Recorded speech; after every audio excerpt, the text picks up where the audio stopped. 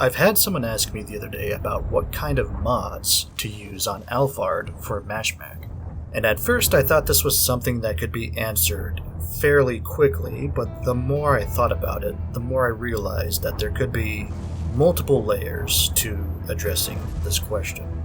But I figured that this is something that we could have a little discussion about, and there are a couple other things that I'd like to bring up as well.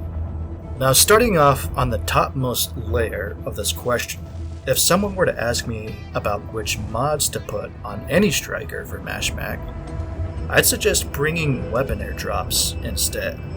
Considering the limited amount of combat readiness in normal mode, I believe that bringing in some weapons will give you more of an advantage than what some mods will do. Beam autocannons are popular, for example, because they deal good damage, partially punctures fluid armor, and deal burst damage without the need for sustained lock-on against, those Falcons and Skyraiders that like to spam aerial maneuvers. For some strikers, even putting on just a sword is a beneficial way to traversing the map. So in Mashmak, I usually fear the player that has more powerful weapons on them over someone who has improved energy regen or fluid armor on mods. Okay, so having said that, now to answer the question directly. When I pick a striker for Mashmak, there are 3 main qualities that I look for.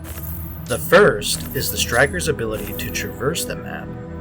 Second is its ability to clear trash mobs. And third is what is the current meta for Mashmak, and which strikers counter those meta picks.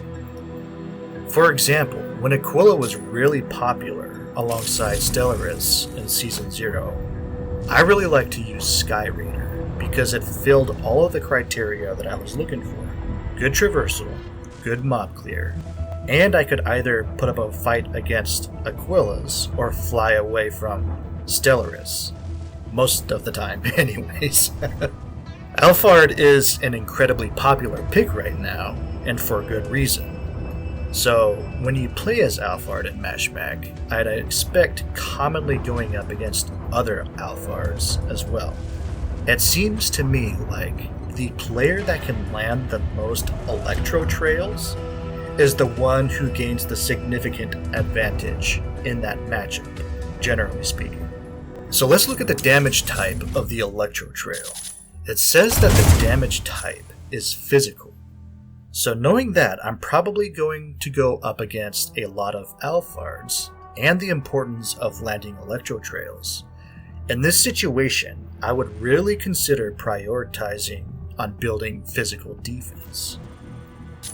So let's go ahead and get started looking at the mod assembly page.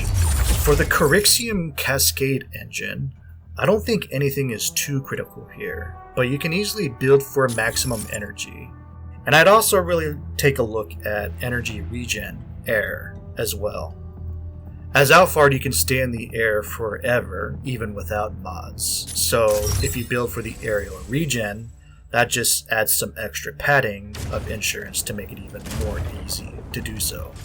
As you can see, you can alternate using your auxiliary boost and your normal boost to remain in the air indefinitely, kind of like what Aquila used to do.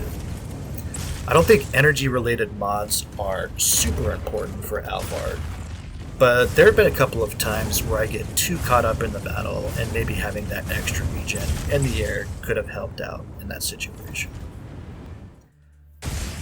Something else I'd like to bring up is that you can also build aerial regen speed on strikers like Falcon and Skyraider. If you transform in the air, you'll retain your aerial position for a little bit longer if you don't press any direction, as opposed to if you were holding either left, right, or forward. Also, when transforming into the jet, there's still a short period of time in which you're still recovering energy. So if you combine these two mechanics, you could also technically stay at the top of the skybox forever. It's not always a viable tactic, like especially in 6 versus 6 modes, but I have used it from time to time in Mashmak, like when trying to harass an enemy I've spotted in the distance and being able to stay well out of their range.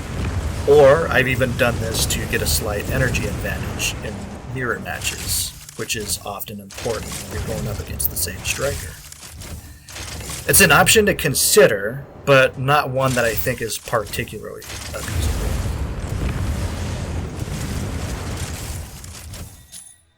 For the Carbotanium Skeleton, this is where the Alphard versus Alphard matchup really comes into play with the Electro Trails.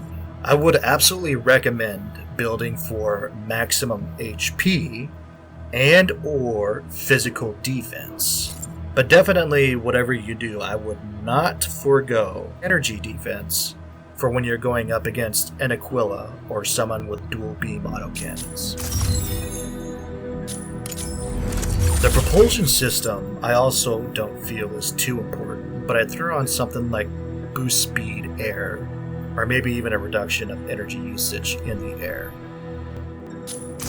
So because of Alphard's booster auxiliary kit, I think that Corixium Muscle is yet another category that isn't as important for him. Usually this is more so for strikers that have melee attacks. So in situations like this, it's easy to throw on something like landing rebalance delay, since none of those negative stats really apply to your striker. You could, however, put on some melee rebalance delay mods if you plan on bringing a melee weapon with you. And now lastly, the Mindbridge Cockpit. Considering the importance of the Electro Trail, I would definitely really take a look at equipping lock-on speed and lock-on range.